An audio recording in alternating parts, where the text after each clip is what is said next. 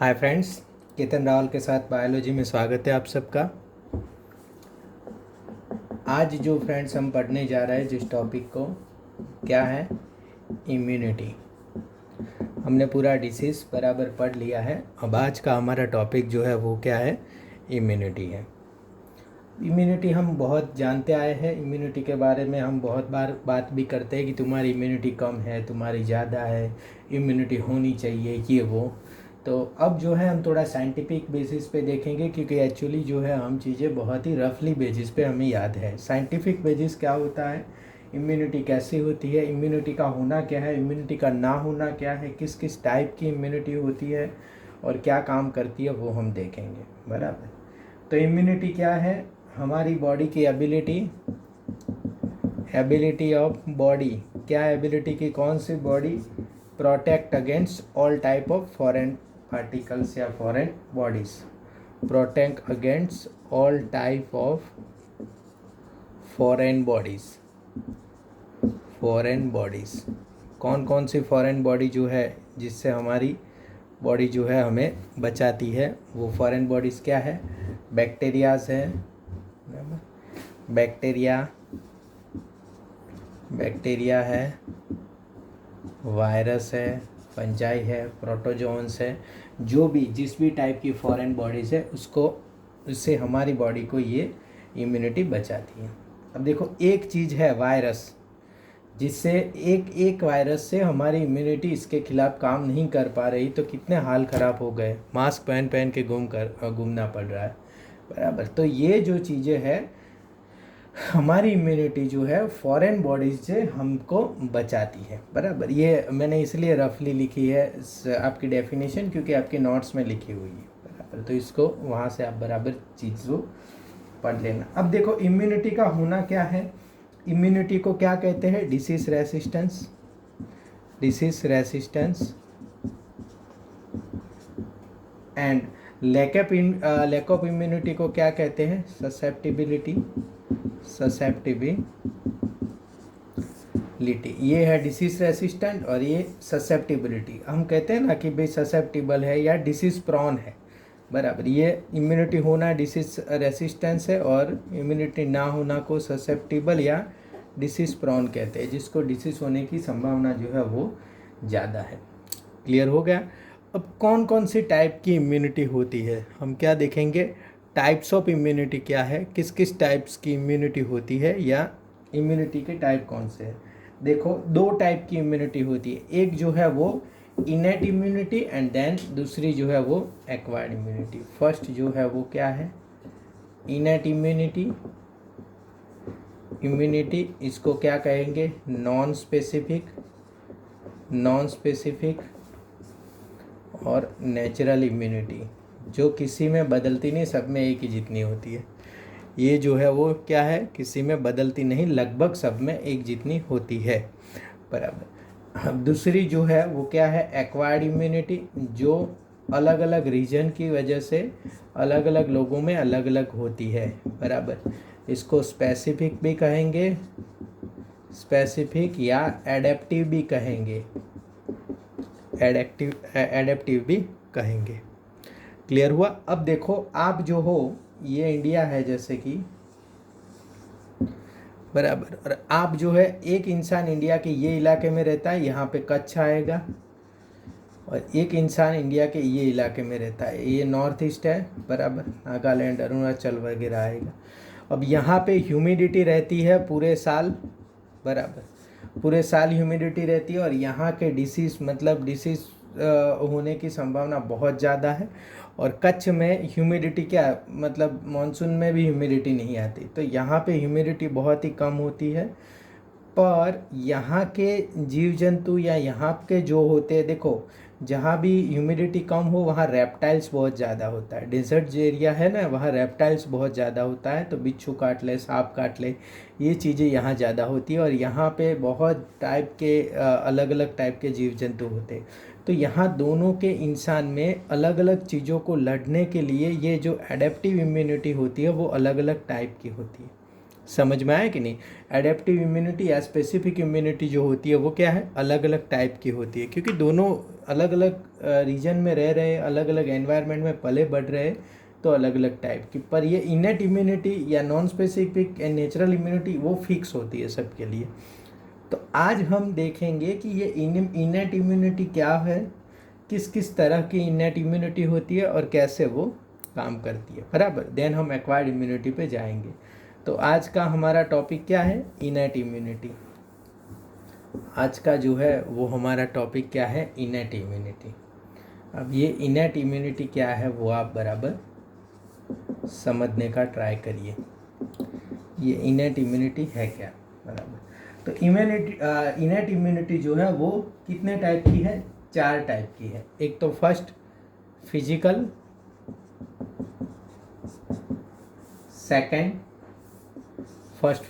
Second physiological, third जो है cellular, third जो है वो क्या है, सेल्यूलर, एंड फोर्थ जो है वो क्या है, साइटोकाइनिन। और सबके पीछे क्या लगा है, बैरियर। ये अलग अलग टाइप के बैरियर बॉडी के अंदर लगे, जिससे फॉरेन पार्टिकल अंदर नहीं जा पाएगा, बराबर ध्यान रखना है। इसमें आपको ध्यान क्या रखना है कि भाई फॉरेन पार्टिकल आए और अंदर ना जाए, इसके लिए ये सारे बैरियर इन लोगों ने अरेंज किए हैं। फिजिकल है, फिजियोलॉजिकल है, सेल्यूलर है, साइटोकाइनिन है, वो वाले, बराबर। अब देखो फिजिकल बैरियर का मतलब है, आपको इसको मैकेनिकल बैरियर भी कहते हैं, बराबर। Physical barrier is also called as mechanical barrier, क्योंकि आपको मतलब हमारे बॉडी के ऊपर जो होते हैं वो रोकते हैं, मतलब पहले ही अंदर जाने के लिए रोक देते हैं, जैसे गेट हो, बराबर। हमारे पास जो हमारा गेट है, बराबर, ये अगर कोई भी कमरा है और इसके बाद जो गेट है वो क्या है, फिजिकल बैरियर। फिर अंदर जाएंगे तो बहुत सारे बैरियर है, बट जो गेट है वो मेन जो है वो है फिजिकल बैरियर, बराबर। तो ये फिजिकल बैरियर अब जो है हम एक एक देखेंगे। फिजिकल बैरियर में कौन कौन सी चीज़ें आती हैं। फिजिकल बैरियर में आएगी हमारी स्किन एंड म्यूकस। क्या क्या चीज़ें आएगी, स्किन आएगी एंड म्यूकस आएगा। तो स्किन क्या करती है, मेन फिजिकल बैरियर है और वो प्रिवेंट करती है किसी भी माइक्रो ऑर्गेनिज्म की एंट्री को, बराबर। तो ये जो स्किन के लेयर में से कोई भी माइक्रो ऑर्गेनिज्म या बैक्टीरिया अंदर एंटर नहीं हो पाएगा। दूसरा क्या होता है, म्यूकोसा कहाँ होती है, ये जो स्किन बाहर है ना, तो स्किन का ये जो अंदर का लेयर है वो म्यूकोसा से ऐसे होता है। म्यूकस मतलब ऐसे म्यूकस अंदर गिरी हुई होती है, वो क्या करती है, ट्रैप कर लेती है माइक्रोब्स को। जेली जैसा होता है, तो माइक्रोब्स को ट्रैप कर लेती है और माइक्रोब्स अंदर नहीं जा पाते, तो माइक्रोब्स को ट्रैप कर लेती है और फिर माइक्रोब्स को निकाल लेती है। कई बार नोज में से जो माइक्रोब निकलते हैं वो यहाँ पे नोज में सारे जमा होकर बाहर निकल जाते हैं, और अगर अंदर जमा हो गए तो फेरिंग से सीधा स्टमक में जाते हैं और बाहर फीसिस में, एक्सक्रीशन में बाहर निकल जाते हैं, बराबर। तो ये दोनों फिजिकल बैरियर हो गए आपके, स्किन हो गया एंड देन म्यूकोसा हो गया। क्लियर हो गया दोनों फिजिकल बैरियर आपको, बराबर। अब जो है वो है फिजियोलॉजिकल बैरियर। ये फिजिकल बैरियर इतने वो नहीं है, और आपके नोट्स में जो है वो बराबर और क्लियर लिखा हुआ है, एक एक चीज़ को वो करके। फिजियोलॉजिकल बैरियर में क्या आएगा, जब बॉडी के अंदर जाओगे पहले सबसे बाहर तो स्किन आएगा, थोड़े अंदर गए तो म्यूकोस आएगा। अब चलो स्किन और म्यूकोस को पार करके आप अंदर चले गए, तो अब क्या है, बराबर।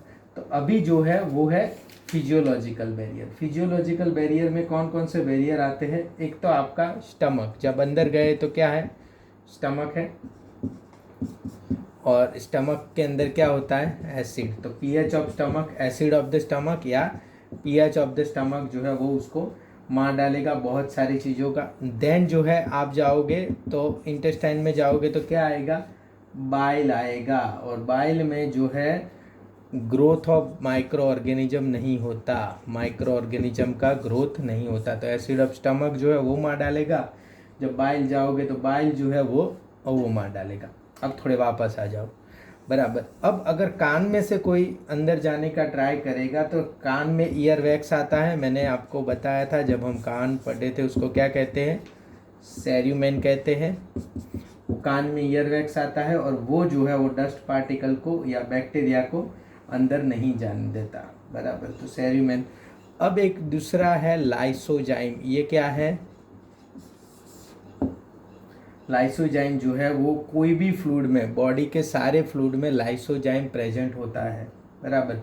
लाइसोजाइम जो है वो प्रोटीन है और वो बैक्टीरिया को मार देता है, बैक्टीरिया को किल कर देता है, बैक्टीरिया की जो सेल मेम्ब्रेन है ना उसको खलास कर देता है लाइसोजाइम। तो लाइसोजाइम सारे बॉडी फ्लूइड में प्रेजेंट होता है, बराबर, और स्वीट में हो, यूरिन में हो या टीयर में हो, सब जगह ये लाइसोजाइम प्रेजेंट होता है। ओनली कहाँ प्रेजेंट नहीं होता, सेरेब्रोस्पाइनल फ्लूइड, CSF में, सेरेब्रोस्पाइनल फ्लूइड में जो है वो लाइसोजाइम प्रेजेंट नहीं होता, बाकी सब जगह लाइसोजाइम प्रेजेंट होता है। तो हो गया, एक तो स्टमक का एसिड हो गया, दूसरा बाइल हो गया, तीसरा ईयरवैक्स मतलब सेरुमेन हो गया, चौथा जो चीज़ हो गया वो क्या है, लाइसोजाइम हो गया। अब जो है वो नसल हेयर है, आपके नाक में जो हेयर होते हैं उसको क्या कहते हैं, नसल हेयर है, वो भी है। देन जो है यूरिन, क्योंकि यूरिन की भी pH ज़्यादा होती है तो यहाँ पे यूरेटर में या यूरेथ्रा में जो है वो मार डालती है सारे बैक्टीरिया को। Then vaginal secretion, vaginal secretion जो है वो क्या होते हैं, एसिडिक होती है, तो वहाँ पे अंदर बैक्टीरियल ग्रोथ नहीं हो पाता। देन सीबम, देखो स्वीट और सीबम अलग है, स्वेट और सीबम जो है वो अलग है। ऑयली स्वेट होगा उसको क्या कहेंगे, सेबम, बराबर। जैसे आपका स्वेट आएगा और यहाँ पे ऑयली पार्ट लगेगा तो ऑयली स्वेट को हम क्या कहेंगे, सेबम कहेंगे। तो इतनी जो है वो क्या है, फिजियोलॉजिकल बैरियर है, बराबर। तो आपके फिजिकल एंड फिजियोलॉजिकल बैरियर हो गए। किस किस तरह के फिजिकल एंड फिजियोलॉजिकल बैरियर हमारे अंदर लगे हुए होते हैं। फिजिकल में हमारे पास क्या है, स्किन है, म्यूकोसा है। फिजियोलॉजिकल में हमारे पास क्या है, हमारे पास फिजियोलॉजिकल में एक तो स्टमक एसिड है, देन हमारे पास बाइल है, देन जो है वो क्या है, यूरिन है, देन जो है हमारे पास लाइसोजाइम है, देन जो हमारे पास सेरुमेन है। वो सारी की सारी चीज़ें क्या है, यहाँ पे फिजियोलॉजिकल बैरियर है। अब जो है हमें देखना है जो बैरियर वो क्या है, सेल्यूलर बैरियर। सेल्यूलर बैरियर्स के मतलब है, देखो बाहर गेट था, स्किन के अंदर नहीं आ पाए, अंदर घुस गए तो बॉडी के बाहर मतलब सेल के बाहर, यहाँ पे अगर इंटेस्टाइन है तो सेल तो सब यहाँ है, यहाँ थोड़ी कोई सेल है। तो सेल के बाहर जब तक ये लोग थे तब तक क्या किया उन्होंने, ये किया, ये सब किया। अब समझो कि सेल के अंदर या सेल खुद क्या करते हैं, समझ में आ गया। अब थोड़े इससे भी अंदर आ गए, समझो कि ये एसिड से भी बच गए, बाइल से भी बच गए, लाइसोजाइम से भी बच गए, सबसे बच गए और अंदर आ गए। तो अब जो है वो उसको कौन रोकेगा, सेल्यूलर बैरियर्स। अब उनको कौन से बैरियर्स रोकेंगे, सेल्यूलर बैरियर्स। और सेल्यूलर बैरियर्स मतलब कौन सा है, हमारे ल्यूकोसाइट है वो, ये हम पढ़ चुके हैं ल्यूकोसाइट्स चैप्टर 7 में। जब हम WBC या चैप्टर 18 में मैंने जब आपको RBC एंड WBC पढ़ाया था तो टाइप्स ऑफ WBC में हम सारे टाइप्स पढ़ चुके हैं, बराबर। कौन कौन से है, न्यूट्रोफिल्स है, इसिनोफिल्स है, बेसोफिल्स है, बराबर, एंड मोनोसाइट्स है। ये क्या है, टाइप्स ऑफ ल्यूकोसाइट है। अब ये मोनोसाइट अपना स्ट्रक्चर चेंज करके क्या हो जाते हैं, मैक्रोफेजिस। तो ये सब क्या है, सेल्यूलर बैरियर है। न्यूट्रोफिल्स है, ओसिनोफिल्स है, बेसोफिल्स है, मोनोसाइट्स है एंड मैक्रोफेजिस है। अब देखो मैक्रोफेजिस में आपको एक चीज़ यहाँ पे याद रखनी है, मैक्रोफेजिस में आपको क्या चीज़ याद रखनी है, जब आप मैक्रोफेज पढ़ो तो 2 टाइप के मैक्रोफेज होते हैं, एक तो फिक्स होते हैं, बराबर, और एक जो होते हैं वो मोटाइल होते हैं। मैक्रोफेजिस जो है वो क्या है, 2 टाइप के हैं, एक फिक्स्ड मैक्रोफेजिस है एंड दूसरे जो है मैक्रोफेजिस क्या है, मोटाइल मैक्रोफेजिस। फिक्स मैक्रोफेजिस है पर्टिकुलर ऑर्गन के लिए होते हैं, बराबर। अगर समझो कि वो फिक्स टाइप के मैक्रोफेज लीवर में है तो उसको उस मैक्रोफेज को क्या बोलेंगे, कफर सेल। कफर सेल्स मतलब मैक्रोफेज ऑफ लीवर सेल, तो उसको कफर सेल बोलेंगे। अगर ब्रेन में है तो माइक्रोग्लायल सेल्स, वो आपको पता है बराबर। अगर बोन में है तो ऑस्टियोक्लास्ट्स। तो ये आपकी नोट्स में सारे लिखे हुए। फिक्स्ड मैक्रोफेज का मतलब क्या है, वो बस इसी ऑर्गन के लिए मैक्रोफेज है बराबर। मोटा मैक्रोफेज है, वो सारी जगह घूमते रहते हैं। तो ये जो है हमने क्या देखा, WBC एंड मैक्रोफेजेस जो है वो सेल्यूलर बैरियर में होते हैं। दूसरे क्या कौन से टाइप के सेल्स होते हैं, दूसरे जो सेल्स होते हैं उसको क्या कहते हैं, नेचुरल किलर्स। नेचुरल किलर्स ये क्या करते हैं, ये समझो कि पैथोजन का सेल है, ये नेचुरल किलर सेल इसके पास गया और एक प्रोटीन छोड़ता है, इसको क्या कहेंगे, परफोरिन। इसको क्या कहेंगे, परफोरिन। ये परफोरिन छोड़ेगा, यहाँ पे सारे पोर हो जाएंगे। परफोरिन क्या करता है, पोर करता है और ये साइटोलाइसिस हो जाएगा, क्योंकि साइटोप्लाज्म इसका बाहर निकल जाएगा, फूट जाएगा बराबर। तो उसको क्या कहेंगे, साइटोलाइसिस। तो एक तो नेचुरल किलर सेल एक क्या करते हैं, साइटोलाइसिस करते हैं, और दूसरा क्या कहते हैं, एपोप्टोसिस। एपोप्टोसिस में नेचुरल किलर सेल इसको मतलब इसका एकदम नेचुरल डेथ कर देते हैं बराबर। एन के सेल का ये इसको नेचुरल डेथ, आसपास ऐसे बहुत सारे नेचुरल किलर ये हो जाते और ये जो है उसको कोई भी मटेरियल नहीं जाने देते और डेथ कर देते, वो एपोप्टोसिस है बराबर। तो ये साइटोलाइसिस एंड एपोप्टोसिस दो टाइप के यहाँ पे नेचुरल किलर सेल हमें काम करता है। अब इसका मेन एक दूसरी चीज है, वो है फीवर। फीवर क्यों आता है, क्या चीज़ होती है, कौन सी चीज़, देखो ये बैक्टीरियल सेल है, ये हमारे मैक्रोफेजिस के पास आया। तो मैक्रोफेजिस जो है वो एक प्रोटीन छोड़ता है, इसको कहते हैं पायरोजन बराबर। और पायरोजन क्यों छोड़ता है, क्योंकि उसको फैगोसाइटोसिस बढ़ाना होता है। तो जैसे ही पायरोजन छोड़ता है, पायरोजन जाता है हाइपोथैलेमस में। हाइपोथैलेमस पायरोजन को महसूस करके वो पूरे बॉडी के टेम्परेचर को बढ़ा देता है बराबर। और क्योंकि टेम्परेचर थोड़ा ज़्यादा होगा तो फैगोसाइटोसिस फटाफट होगा। आपको पता है ना, ज़्यादा टेम्परेचर में एंजाइम एक्टिविटी भी बढ़ जाती है। तो इन लोगों को क्या बढ़ाना है, इन लोगों को फैगोसाइटोसिस बढ़ाना है। तो फैगोसाइटोसिस बढ़ाना है तो इन लोगों को टेम्परेचर थोड़ा ज़्यादा करना होगा या टेम्परेचर बढ़ाना होगा। तो टेम्परेचर बढ़ जाता है तो फैगोसाइटोसिस बढ़ जाता है। तो इसीलिए ये पायरोजन जब रिलीज होता है मैक्रोफेजिस में से बराबर, तो यहाँ पे बॉडी का टेम्परेचर बढ़ता है बराबर। तो थोड़ी अगर माइल्ड फीवर जो है वो डिफेंस मैकेनिज्म को बढ़ाता है, थोड़ा फीवर आए। पर अगर बहुत ज़्यादा फीवर आ जाए तो फिर आपको बहुत ज़्यादा प्रॉब्लम है और इसके लिए आपको बाहर से दवाइयाँ लेने की ज़रूरत है। अब दूसरा जो है वो क्या है, इन्फ्लामेशन। अब फैगोसाइटोसिस मैंने बोला ना, फैगोसाइटोसिस। तो अगर फैगोसाइटोसिस किस तरह से होता है वो मैंने आपको पढ़ाया हुआ है। सबसे पहले क्या होता है, अगर समझो कि बाहर से कोई सेल आया, ये है हमारी वेन। अगर बाहर से बैक्टीरिया आया तो वेन जो है ये है बैक्टीरिया, तो वेन जो है उसी इलाके में, समझो कि ये यहाँ पे बैक्टीरिया, तो इसी इलाके में वेन ऐसे फूल जाती है बराबर। इसी इलाके में क्या करती है, फूल जाती है। यहाँ पे बैक्टीरिया है ना, तो यहाँ पे उस इलाके में फूल जाएगी। अब वहाँ पे क्या कहते हैं, वासोडाइलेशन हो गया बराबर। अब जितने भी मैक्रोफेजिस है और ये WBC है वो यहाँ पे आके फंस जाते, तो ये है एडहेशन। दूसरा स्टेप क्या है, एडहेशन। फर्स्ट स्टेप क्या था, वासोडाइलेशन, डायलेशन। सेकंड स्टेप क्या है, एडहेशन है।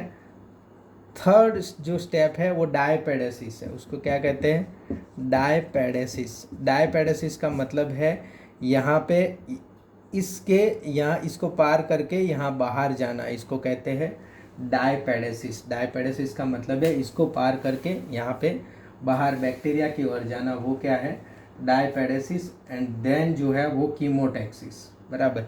ये एक्स्ट्रा सेल्यूलर फूड में जाने की जो है उसको कहते हैं डायपेडेसिस बराबर। एंड अब जो है एक्स्ट्रा सेल्यूलर फ्लूइड में गए, समझो सबसे पहले वासोडाइलेशन क्लियर हो गया, फिर यहाँ पे चिपक गए तो एडहेशन हो गया।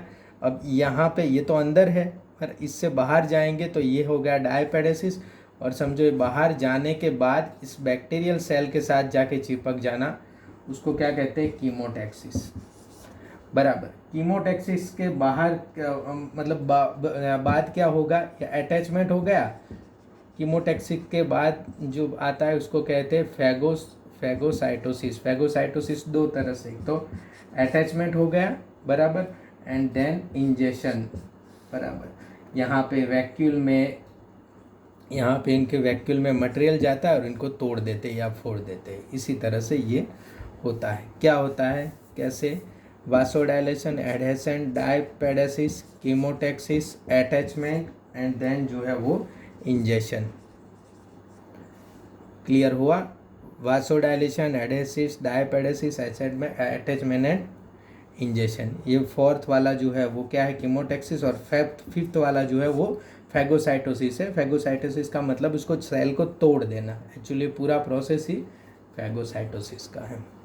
क्लियर हुआ, इस तरह से ये लोग फैगोसाइटोसिस करते हैं। तो ये क्या थे आपके साइटोलॉजिकल बैरियर, बराबर, या जो है वो सेल के बैरियर, अगर सेल के अंदर चला गया। अब देखो सेल के अंदर भी चला गया, उसने डिसीज भी कर लिया, सब कुछ कर लिया, देन क्या है, देन जो है उसको कहे हम क्या कहेंगे, साइटोकाइनिन बैरियर्स। अब ये साइटोकाइनिन बैरियर्स क्या है, साइटोकाइनिन बैरियर्स मतलब एक सेल जो है, समझो इसको इन्फेक्ट कर दिया, बराबर, ये जो सेल जो है वो बाहर रिलीज करेगा एक प्रोटीन, इसका नाम क्या है, इंटरफेरॉन।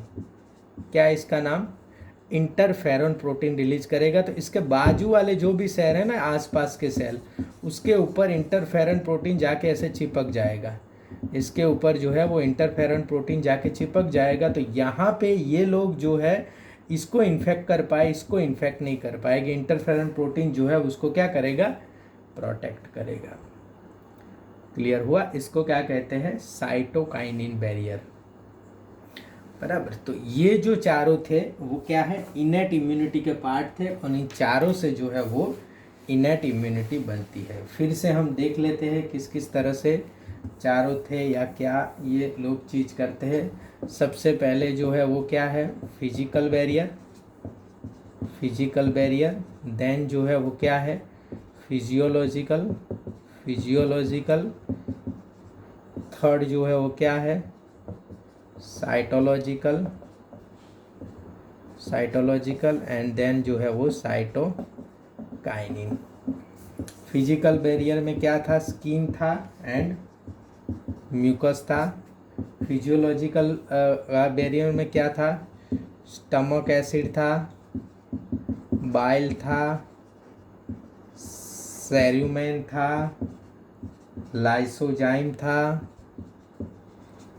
सीबम था, यूरिन था, वजाइनल पीएच था। वो सारी चीज़ें फिजियोलॉजिकल बैरियर में थी। साइटोलॉजिकल में क्या थी, एक तो टाइप्स ऑफ ल्यूकोसाइड थे सारे के सारे, बराबर। देन जो है वो फीवर था। देन जो है फैगोसाइटोसिस के टाइप थे, इसमें कौन से, vasodilation, adhesion, diapedesis, chemocytosis, and then phagocytosis. Phagocytosis में फिर से जो है वो अटैचमेंट था, एंड जो है अटैचमेंट के बाद क्या था, इसके अंदर इंजेक्शन था। साइटोकाइनिस में क्या थे, प्रोटीन थे, कौन से प्रोटीन थे, इंटरफेरॉन प्रोटीन थे। और ये पूरा क्या है, इनेट इम्यूनिटी है। ये क्या है, इनेट इम्यूनिटी। क्लियर हो गया आपका इनेट इम्यूनिटी। एक बार बराबर अच्छे से इसको देख लेना, इसको क्लियर कर देना, बराबर बार बार पढ़ लेना इनेट इम्यूनिटी। देन हम जो है आगे एक्वायर्ड इम्यूनिटी में जाएंगे। Thank you students, thank you very much.